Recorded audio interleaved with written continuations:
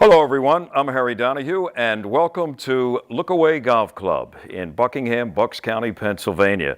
It's my pleasure to be sitting here today with Rees Jones, who is the man responsible for the 18 holes of championship golf that began, they broke ground back in, 1997, I think, Rees? Yes, they did, but they first had the idea 20 years ago, 1995. And of course, a lot has happened in those years that have passed.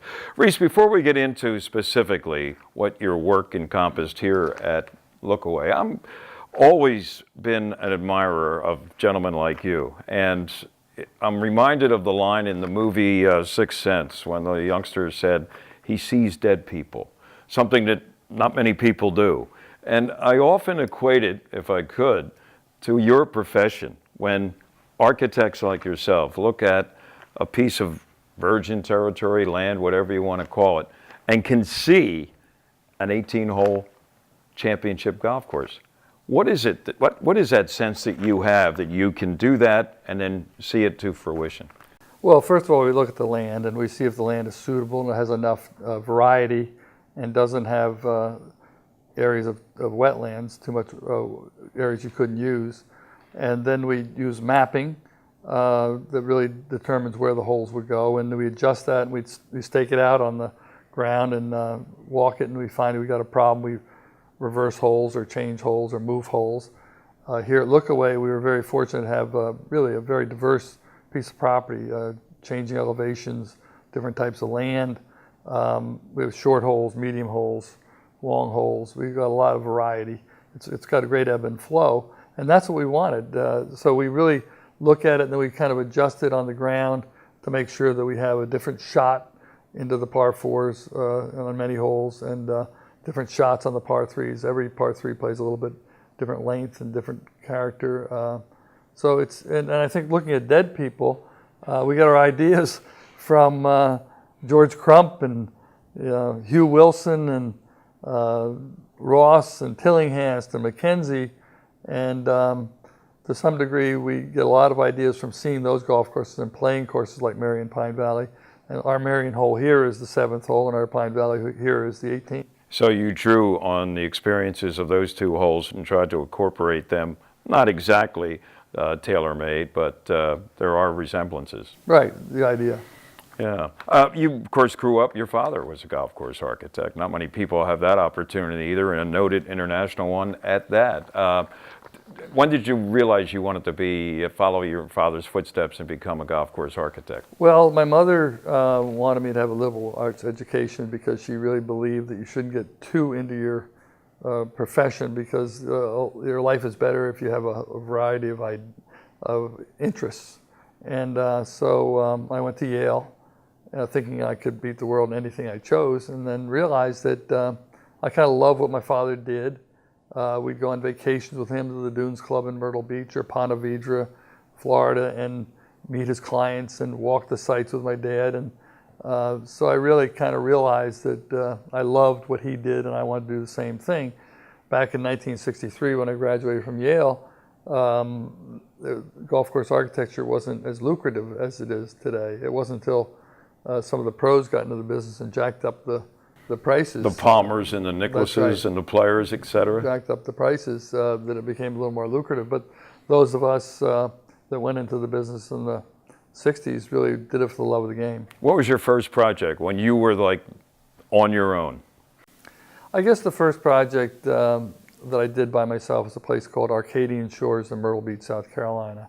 And it was right next to the Dunes Club, so that was one of my father's famous golf courses, and so I was sort of competing with him at Arcadian Shores, and then it made the top 100 list along with the Dunes Club, which was really a very important part of my career. And then I guess the courses that catapulted my career were when I redid the Country Club at Brookline for the 1988 U.S. Open. I did Pinehurst number 7 to get a course in the Pinehurst rotation was quite an achievement and turned out to be a pretty good golf course on probably the most rugged site at Pinehurst. And Hague Point on Defusky Island, South Carolina, and then it all kind of mushroomed in the boom time. You have the, I don't know who dubbed it, the Open Doctor title, meaning courses that were venues for U.S. Opens you may have tinkered with and restored to some degree. Do you remember who gave you that title? Were some newspaper guy? Sure. My father had the moniker to begin with. And then when I redid Baltusrol, George Pepper of Golf Magazine dressed me up in Physician's garb? Yeah, surgical physician garb, and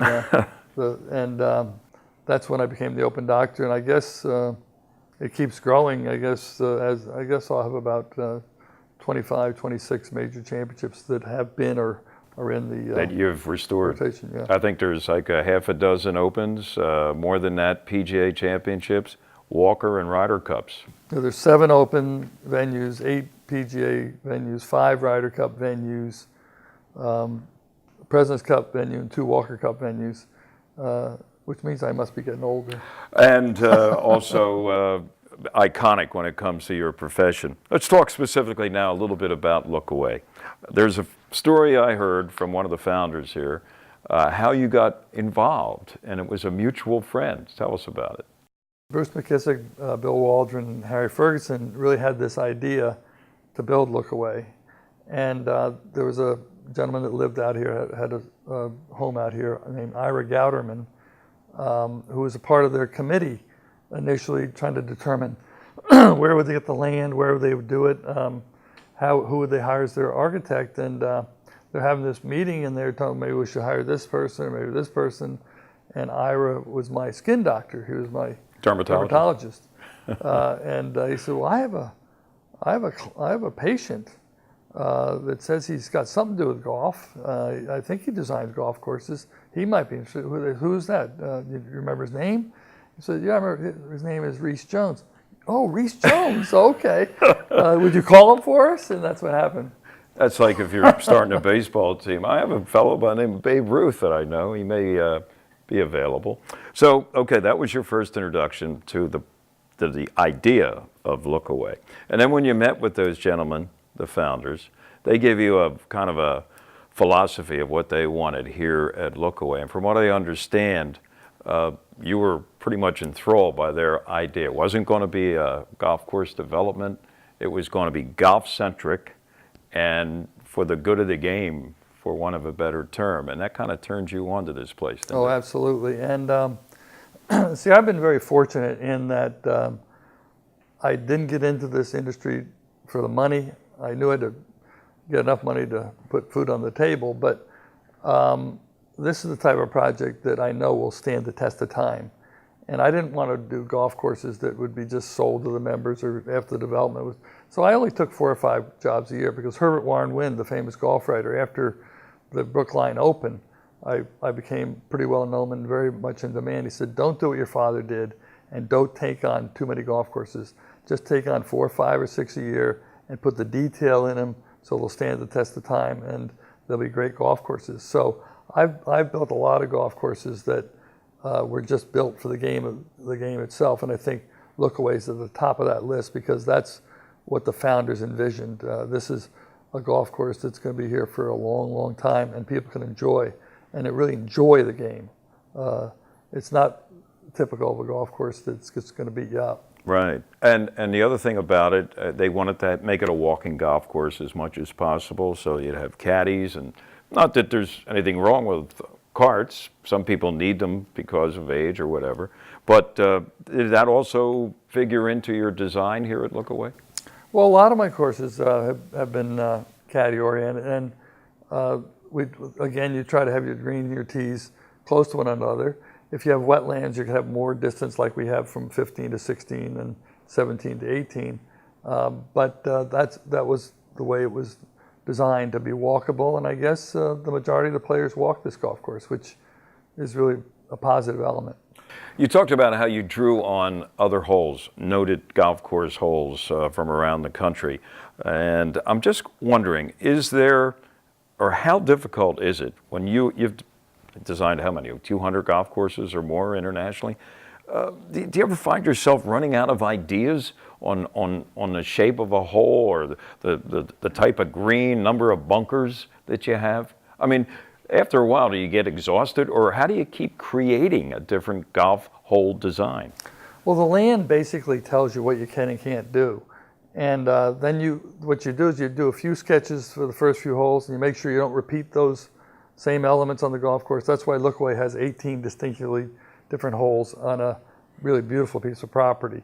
You don't really run out of ideas, but there's a line you don't want to cross. If you want to build something really unique, it may not work, because this is not a passive design. This is an active design, and this has to work on a continuing basis for every caliber player, from the entry-level player to the most accomplished.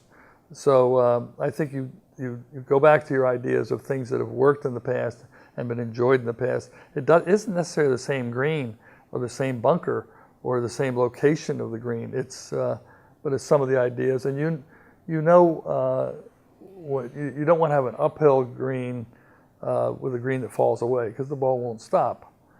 So there's things that as far as how the game is played.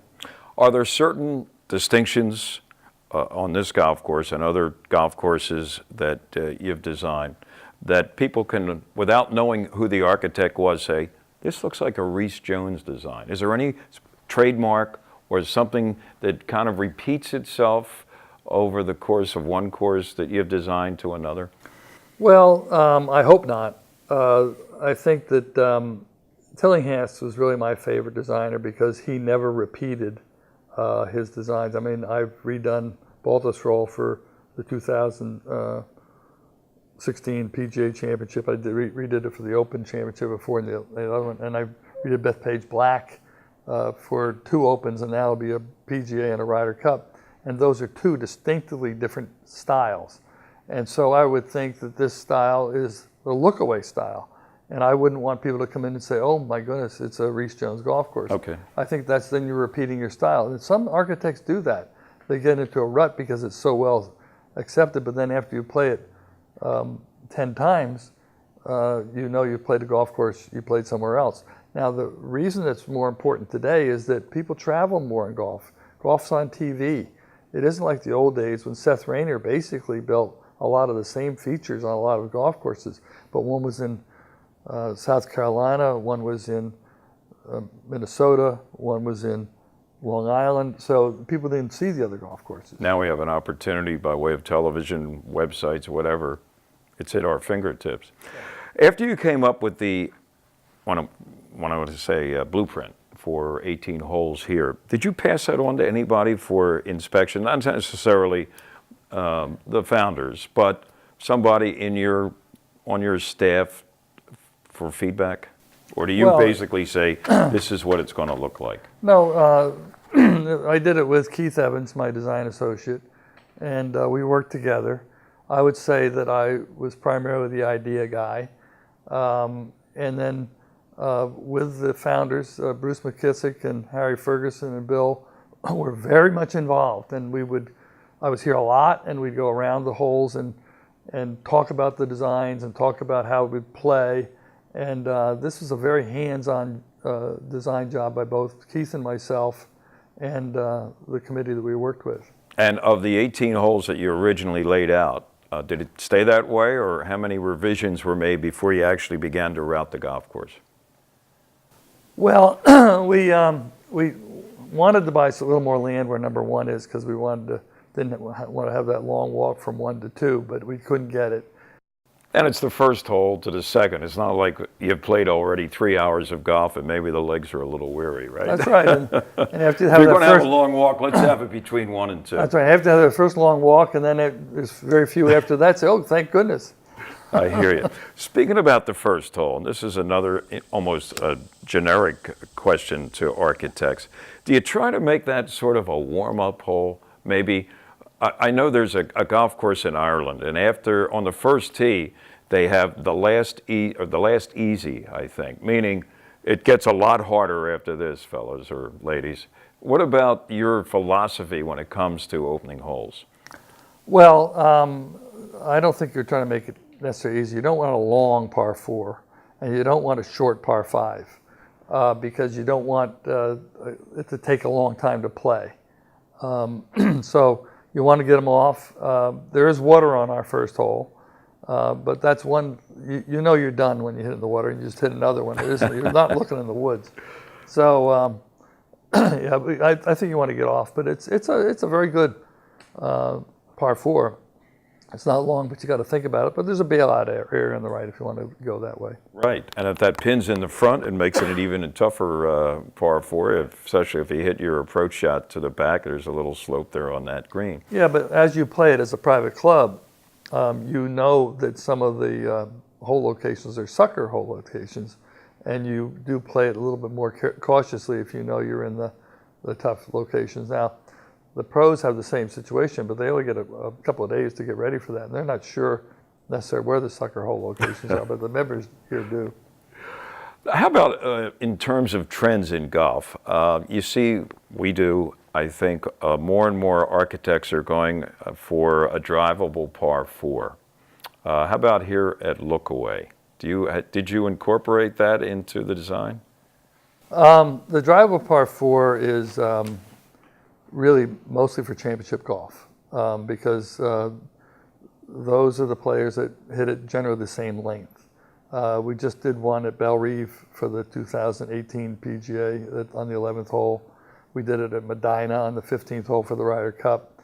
And yet they really don't play it at Medina now as a drivable par 4 for the members. It's a driver and a wedge. Same thing at 11. That'll be pretty much that way at Belle Reve. So the drivable par 4 is really just for championship golf. If they have a championship here, I imagine they could even make the first hole drivable, although it wouldn't be the right place to have it.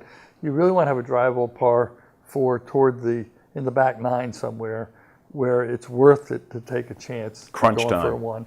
Because there's a Belle Reve, there's a pond on the right, and on Medina there's a pond there.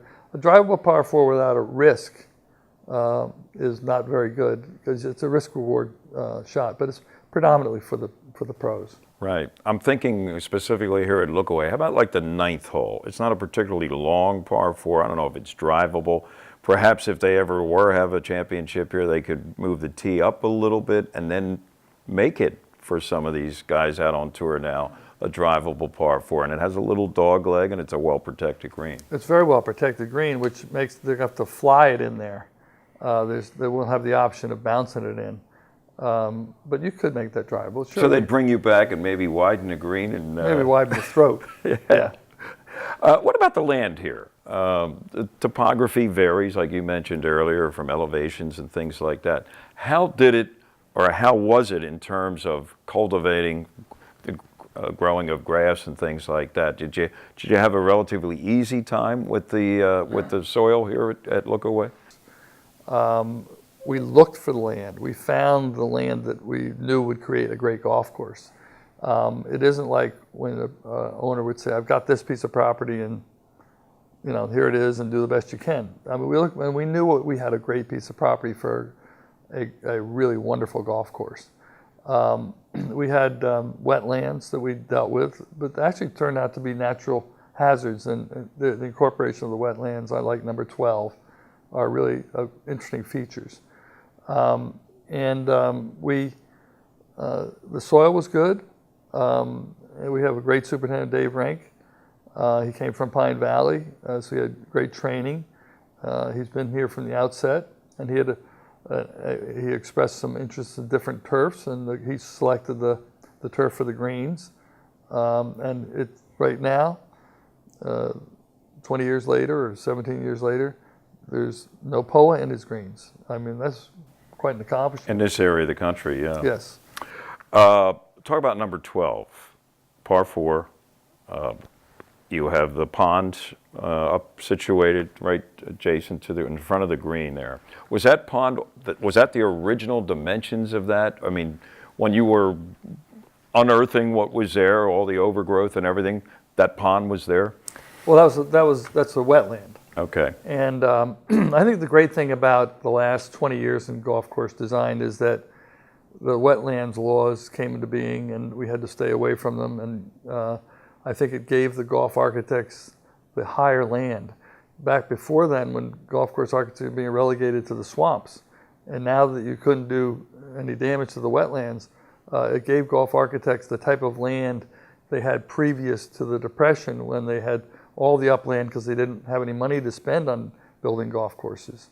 So, and we incorporated the wetlands into the design of a hole like on number 12, which is a great par 4. It's one of the few holes where you really have to carry the ball into the green. Mm-hmm. Are there any favorites for Rees Jones among the 18 holes that you designed here?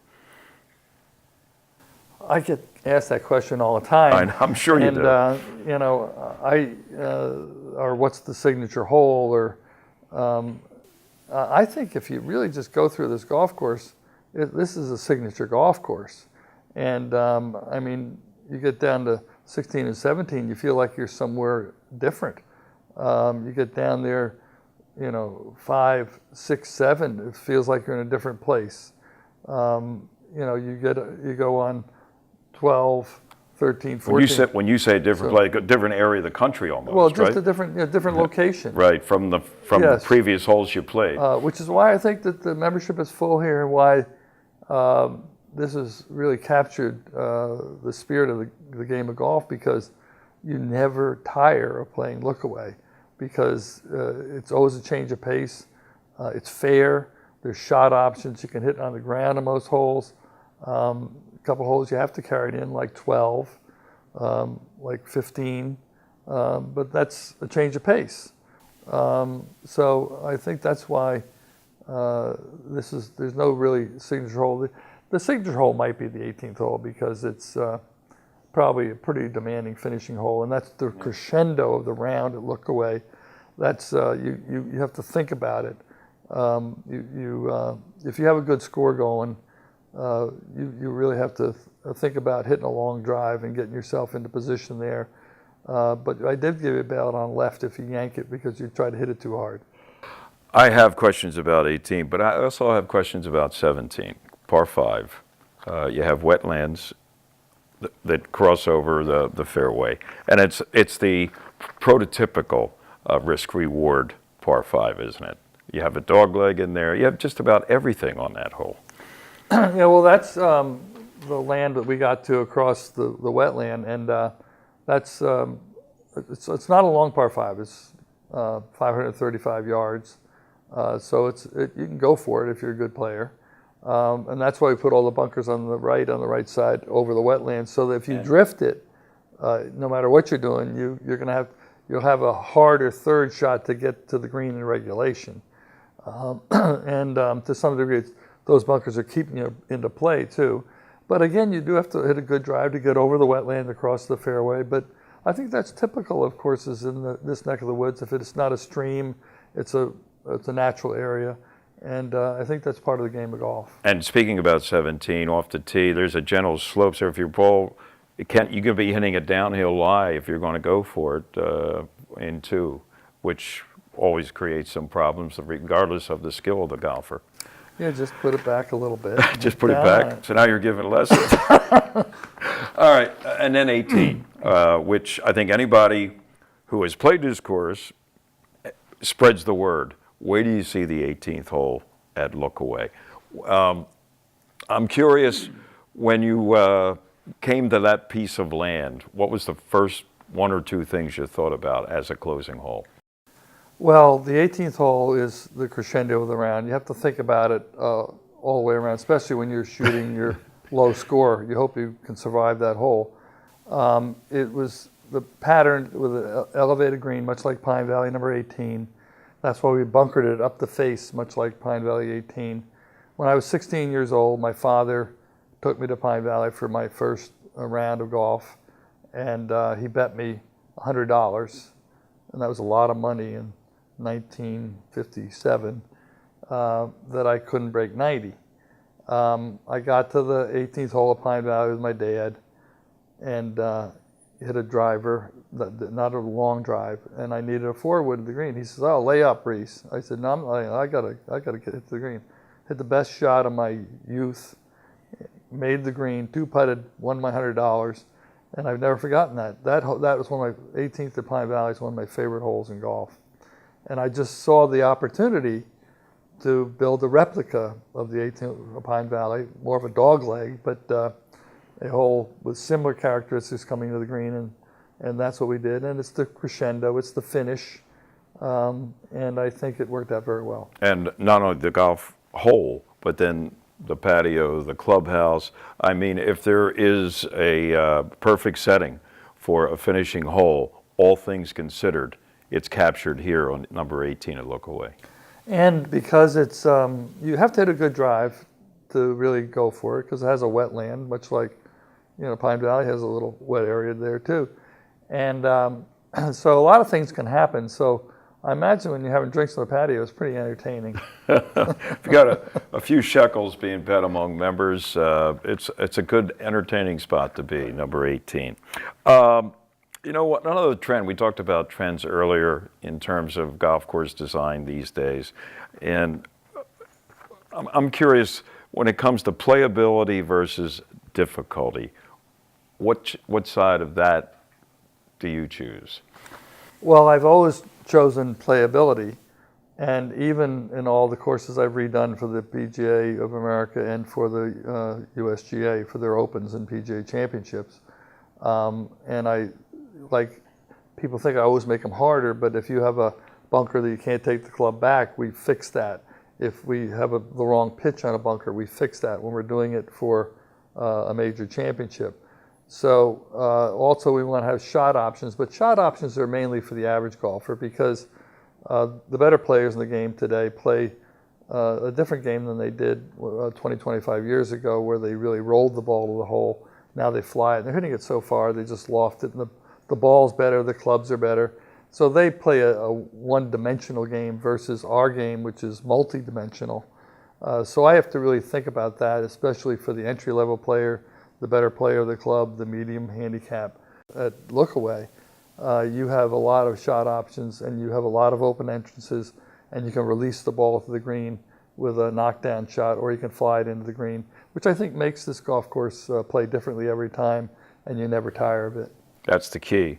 You can play it as many times as you want and never get tired or find repetition. In closing here, Rees, I'll give you the opportunity to share with our viewers, maybe in a little more than 30 words or less, what is it about Lookaway that makes it a great golf facility?